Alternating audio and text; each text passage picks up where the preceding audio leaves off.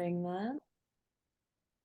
All right. So thank you for the introduction, Kelly. Again, I am Alayna. I'm an intern here at Stronger. And tonight I'll be presenting to you all on seasonal affective disorder. So we can get started.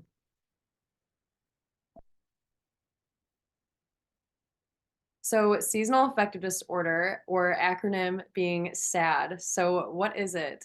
This is a type of depression that's related to the changes in seasons.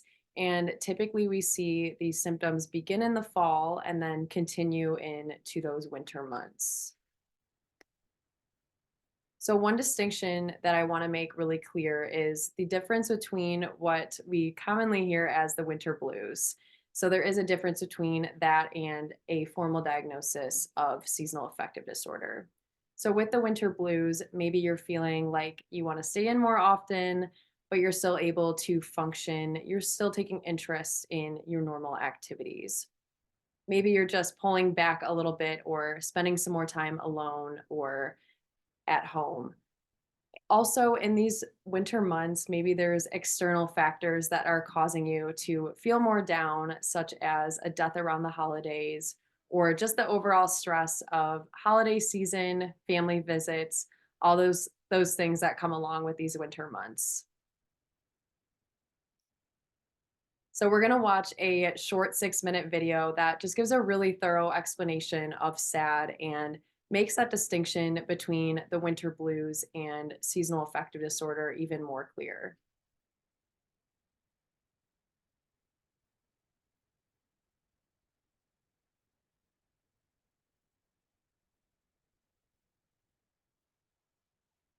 Seasonal affective disorder.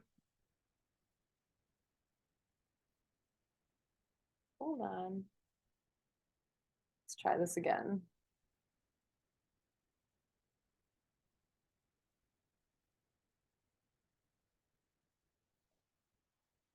Seasonal affective disorder is considered a depressive disorder, so a subtype of major depression with seasonal changes. So what that means is it typically onsets in the autumn, lasting through the winter months, and then improving in the spring. Probably about 5% of Americans experience seasonal affective disorder. Women are 4 times more likely to experience it, and then those living in the northern states, such as the Pacific Northwest, Alaska, and New England, tend to experience it more.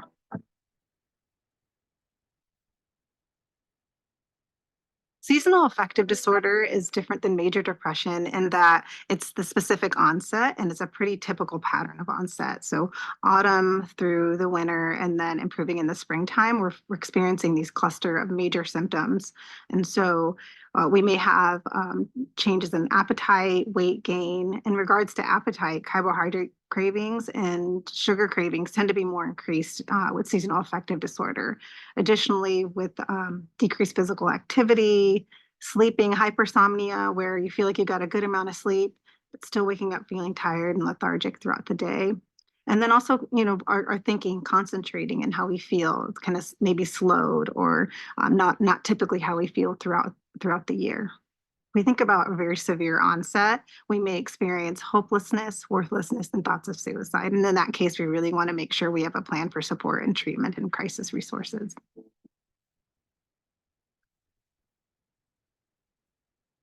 So major depression with seasonal changes, which we consider seasonal affective disorder, meeting criteria for changes in your thinking, your daily functioning, like going to work, going to social occasions, events, how we feel emotionally and physically. So to meet the diagnosis, we really do have to feel a decline and a decompensation in all those areas. And it's important to get evaluated for such. So when a patient comes to see me for an assessment or an evaluation that they're feeling having mood changes, experience some decline in functioning, they're not just feeling themselves. I mainly encourage them to get a medical exam because we want to make sure there's not any other underlying medical conditions that can contribute to weight gain, sleep, difficulty thinking. There's a lot of comorbidity conditions that could be impacting them. And then we also look at evaluating, all the areas of their life. Typical, like let's look at the typical onset with seasonal affective disorder. Are they noticing a change in their mood, functioning, thinking, and how they're feeling at specific times. And most people can pinpoint that, especially with the change in daylight savings time. So if you've been diagnosed with SAD and had seen a medical professional, your treatment plan may include a combination of light therapy, vitamin D supplementation, medication possibly, and cognitive behavioral therapy, which is evidence-based treatment for seasonal affective disorder and depressive disorders. Self-care is really key with SAD because it tends to take on a predictable pattern, which means we can really implement prevention uh, in anticipation to thinking when our symptoms may onset in more severe way. So make sure to get outside, to have that pattern of, or that habit or daily ritual of taking a walk. That's a big one. Being able to, obviously make the nutritional changes, having that vitamin D in what we eat is really important. So consulting with a nutritionist or your physician on what you should target specifically in your diet and maybe increase in anticipation for this. Being able to plan pleasurable activities and being able to stay to those commitments, because once SAD onsets, we're more likely to onset and we're not going to want to. We may, find ourselves canceling plans or wanting to cancel. So being able to commit to those plans, stick to that commitment, because once we do get out and get social, we start to feel better.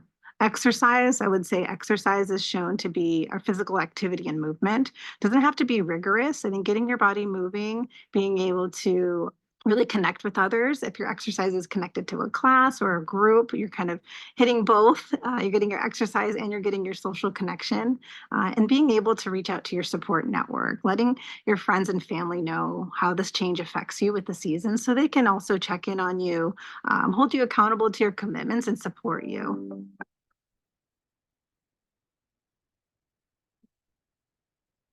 So I would say the winter blues are considered, intermittently. We may feel sad, we may want to stay home, but we're still watching our shows that we like, or we're just like, hey, I just want to hunker down and be inside and not be around others. And then maybe the next day you're able to go out and engage or talk with your colleagues or coworkers. So you're still engaging, but maybe pulling back a little bit, like the winter blues are feeling sad.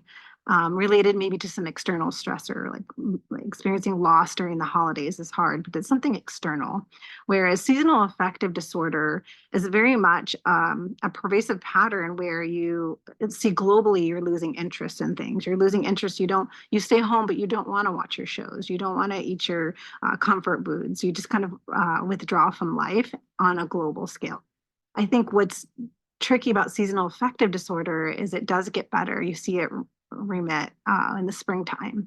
And so people may not seek treatment. They may not consider it something more serious because we also make it synonymous with the winter blues, which sounds very lighthearted. But if you consider seasonal depression, seasonal affective disorder being a major depression with seasonal patterns, which is what the official diagnosis is, it sounds more serious than just the winter blues.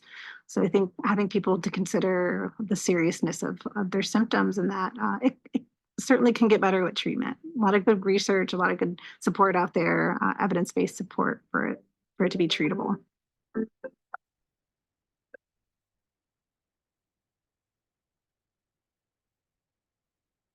All right. Does anyone have any questions about that video or just any questions about the difference between seasonal affective disorder and the winter blues?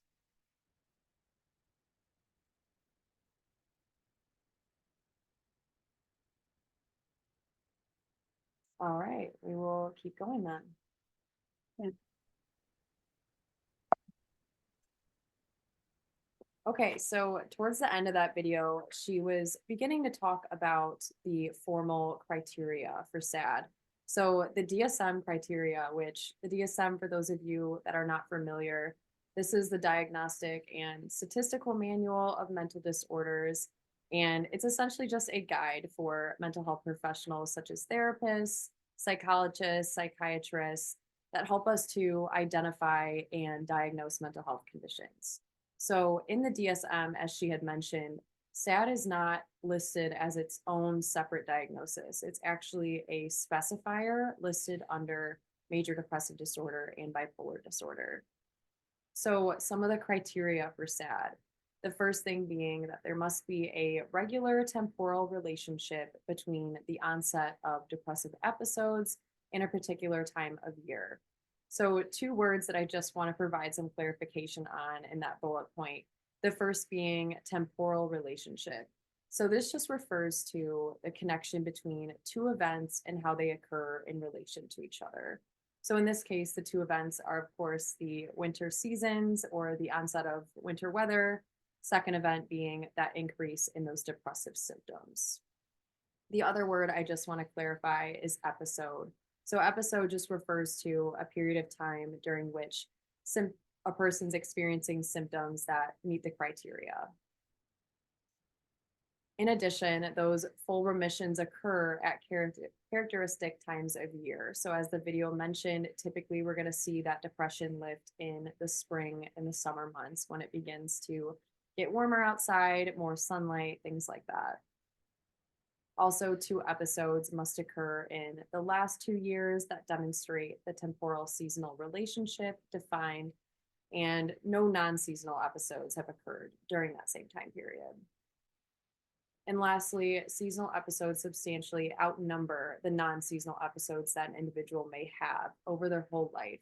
So, an individual with SAD is having more depressive episodes that are related to that seasonal change versus depressive episodes that have nothing to do with the seasons changing. So, the symptoms of SAD, one of them being a feeling of listlessness. And this is essentially just experiencing a lack of energy, of lack of motivation, and a sort of apathetic fatigue. And this plays a major role in that global loss of interest in the activities that you once enjoyed. So, as the video said, you're not eating your comfort foods, you're not watching your favorite shows. You kind of are just having a loss of interest in all things.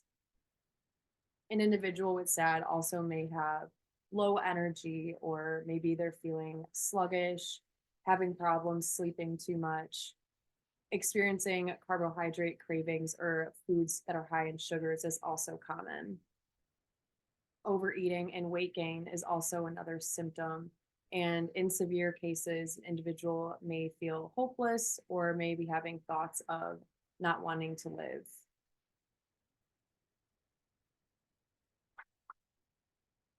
I do just want to touch on some of these symptoms that are seen more frequently in individuals that have that seasonal pattern of depression versus just a typical depression or major depressive disorder that does not have that seasonal pattern. So, of course, these symptoms do occur with typical depression or major depressive disorder, non seasonal pattern, but these symptoms are seen much more frequently in those with that seasonal pattern. So, that includes oversleeping, those appetite changes like the cravings for foods high in carbs and sugar, as well as weight gain and tiredness or low energy. So, something to be aware of for those that are experiencing the seasonal pattern.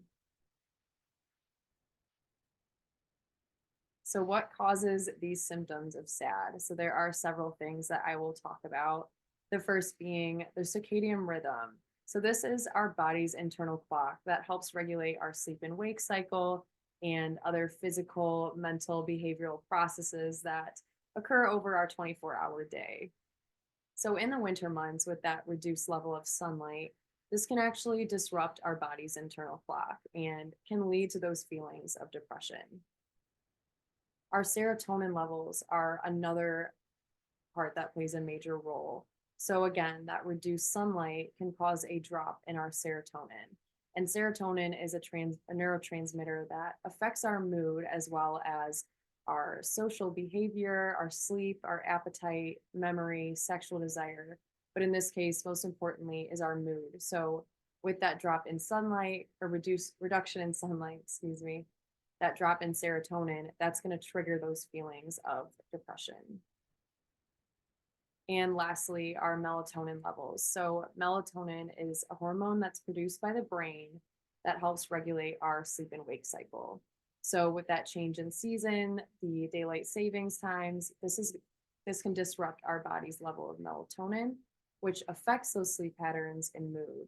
So, this is where a lot of times we see that sleeping too much or feeling lethargic all day.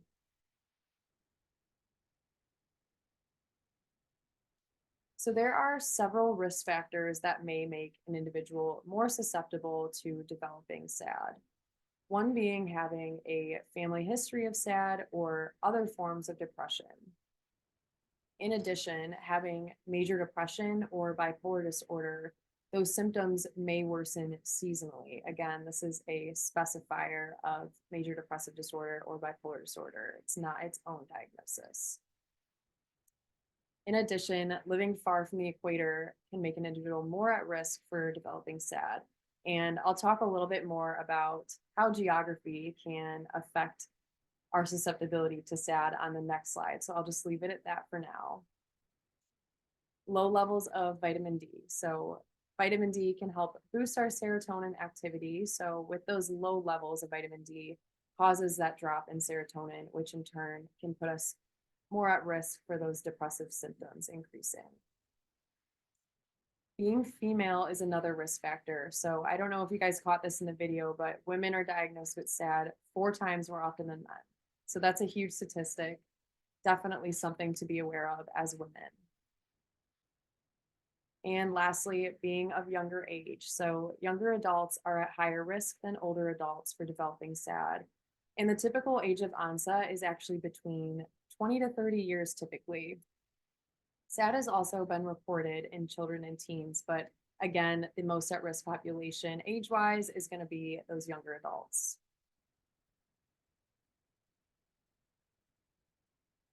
So a few more statistics for you all. So 5% of Americans have SAD. And although that seems like a small statistic, 5% of the US population is roughly 15 million people. So that's quite a few of individuals.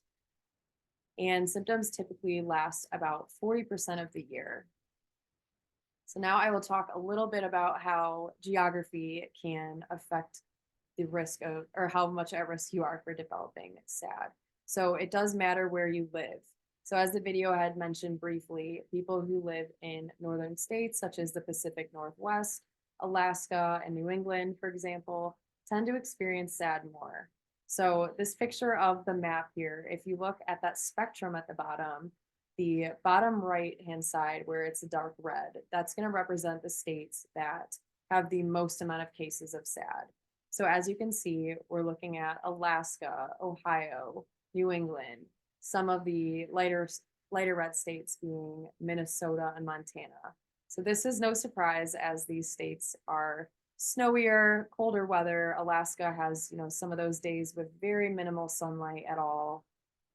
And then on the flip side, if you look at the left side there with the dark blue states are going to represent the states with the least amount of cases.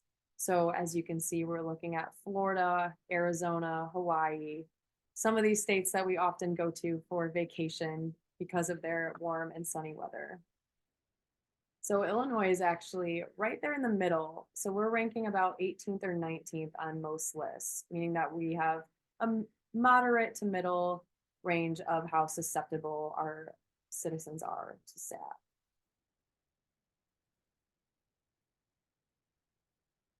So we will talk about 4 different treatment options tonight, and I will just briefly list them out here, and then I'll go into more detail on them. So we'll be talking about light therapy, talk therapy, which is commonly going to be cognitive behavioral therapy or CBT, also vitamin D supplementation and antidepressant medication, which always talk to your doctor about those. So light therapy. Light therapy mimics outdoor light, and this can actually cause a chemical change in your brain that can help lift your mood and ease other symptoms of SAD. And you may have heard of this before as a happy link. And for those of you that are already a client of ours, we actually do have one of these in our office, and we'd be happy to show you how it works or what it feels like if you're interested. So a few recommendations for the light box. We want to make sure that it provides at least 10,000 lux of light, produces as little UV light as possible. It should also be designed to treat SAD, not a skin disorder or other medical condition, for example. And of course, we want to make sure that it includes features to protect our eyes.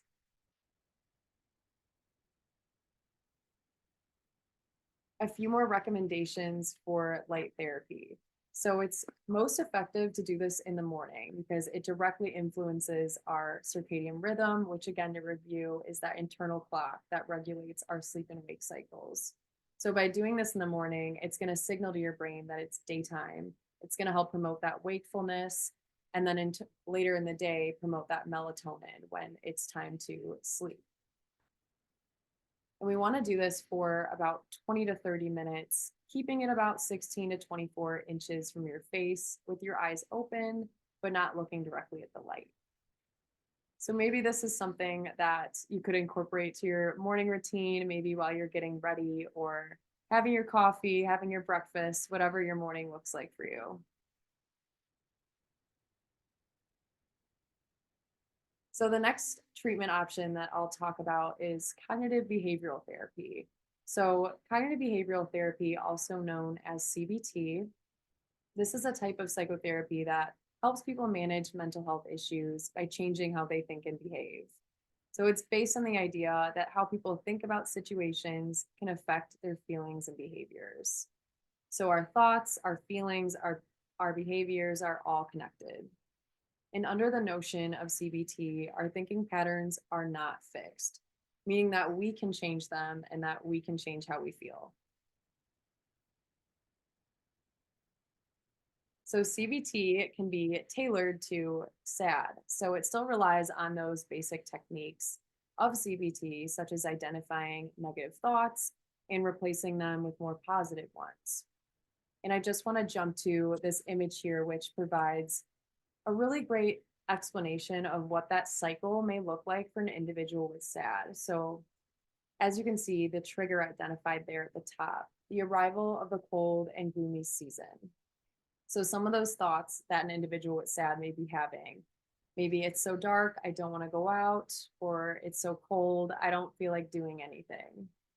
Maybe they're feeling sad or anxious, a lack of motivation. And of course, our body is affected by this as well. So that bad sleep, maybe the individual's feeling tired all day. And finally, those behaviors that may follow. Maybe they're spending more time inside, sleeping more, avoiding social situations.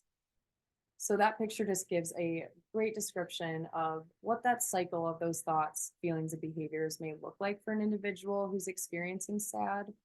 And what we would be doing with CBT is we'd be starting with these thoughts, identifying them as negative thoughts, and replacing them with more positive ones. And I just want to say that working with a professional therapist can be really helpful in challenging and reframing our thoughts. This can really help the individual start to actually believe those thoughts that we've reframed and replaced.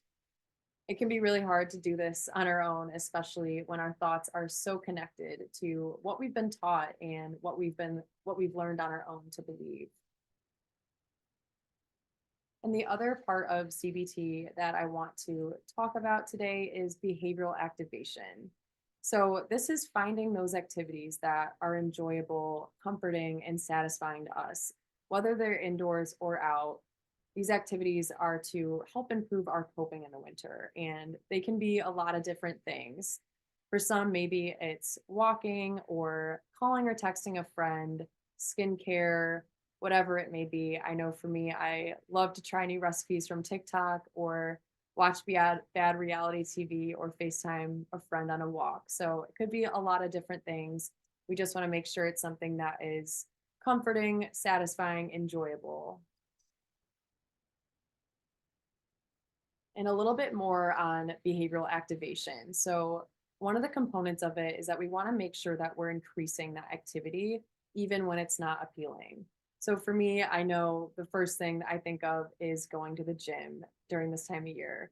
You get off work, it's already dark, it's cold. It makes it all that much harder to, get to the gym, get there, get dressed, and do all of it. So, with behavioral activation, we want to make sure that we continue to do that activity even when we don't want to.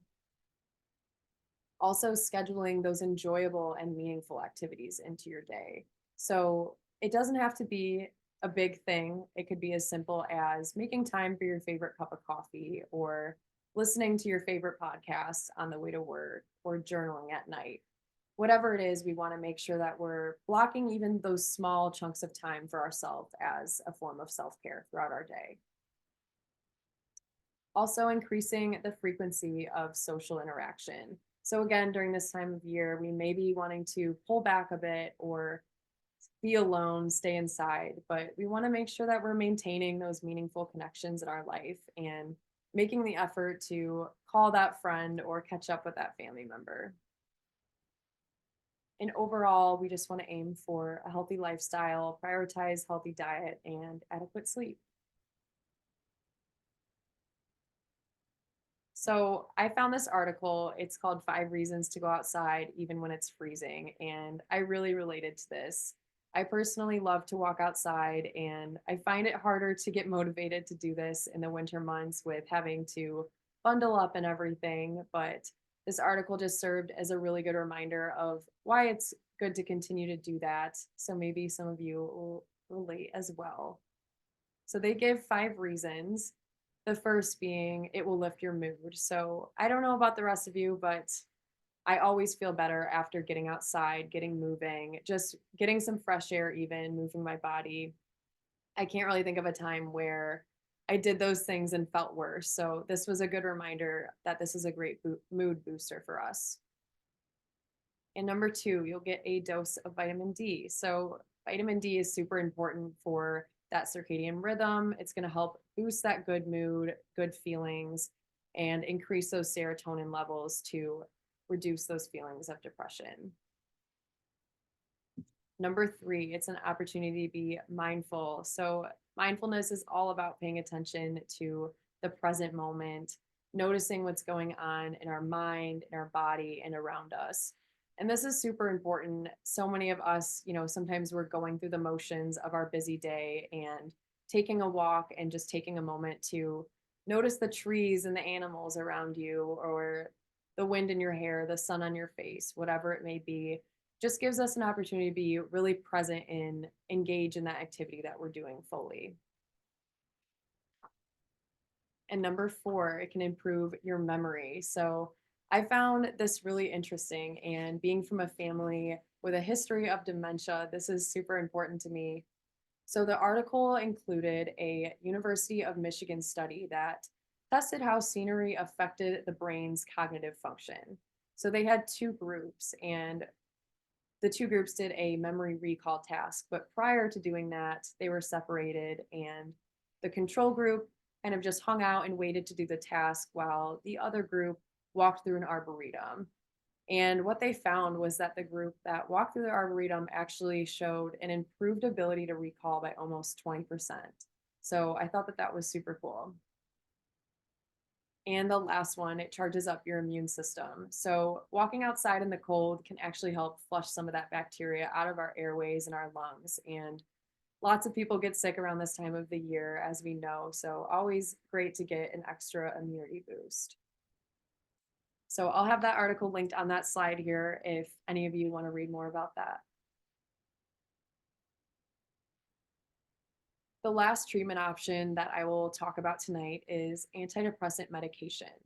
So, SAD is associated with disturbances in serotonin activity, and antidepressant medication called selective serotonin reuptake inhibitors, or SSRIs for short, are sometimes used to treat those symptoms.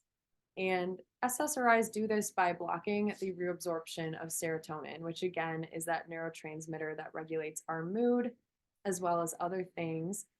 And this makes serotonin more available to help pass messages between brain cells, which improves our overall mood. I do just want to say that antidepressants do take several weeks to take effect, and always talk to your doctor or psychiatrist about all the options available to you. Our team of therapists here at Stronger also support our clients when considering medication management as a part of their treatment plan. And this can be helpful in reducing some of that uncertainty of not knowing where to start. And we do have established relationships with providers that we collaborate with, and we're also happy to help with any referral or recommendation process if needed.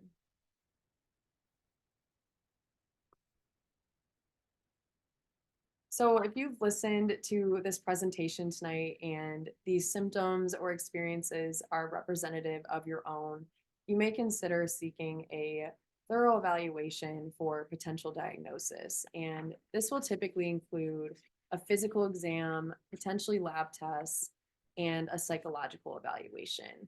So, with that physical exam, as the video had briefly mentioned, we want to make sure that there's not other physical health problems that are going on that may be contributing to some of those depressive symptoms. And with that, your doctor may run some lab tests, such as a CBC, or maybe test your thyroid to make sure it's functioning properly. And finally, that psychological evaluation. So, this can be done by your doctor or a mental health professional, such as a therapist, in which they would ask about your symptoms, thoughts, feelings, and behavior patterns, just to get a full understanding of your experience.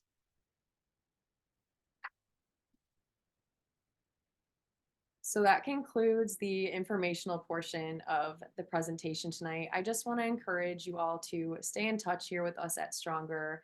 And I also just want to give a shout out to our intake coordinator, Lisa, who is so amazing in connecting individuals to the right therapist for them and is always happy to share local resources when we're not able to support clients. So I'll have all those links here for our website, phone number, email, and social media as well.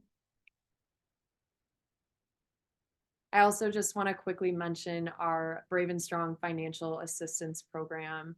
We are super passionate about this at Stronger, and we're able to support individuals who are experiencing financial hardship and helping them acquire and maintain those mental health services that they need. So in 2024, we were actually able to raise $3,600 with the help of our program partners. And over the past 4 years, we've been able to directly support over 42 individuals who have either had to consider pausing their existing treatment or had the inability to begin services in the first place. So we're really passionate about this program and helping the individuals in our community. So this webinar today is free, of course, but if you'd like to donate to our Brave and Strong campaign or buy a t-shirt, I'll have all the links on the slide for that as well. We would so appreciate it. So at this time, I want to open it up to any questions you guys may have. Feel free to throw them in the chat or unmute, whatever you prefer.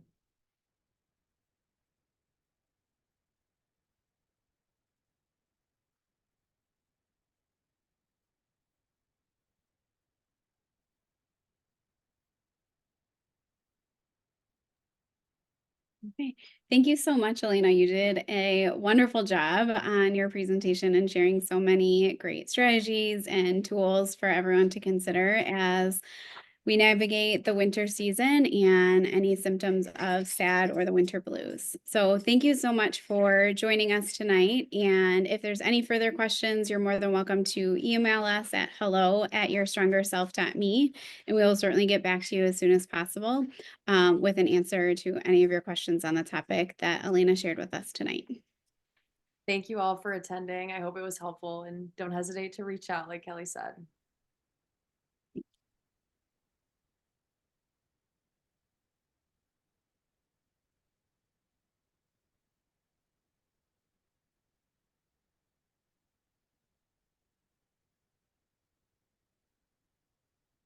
Okay.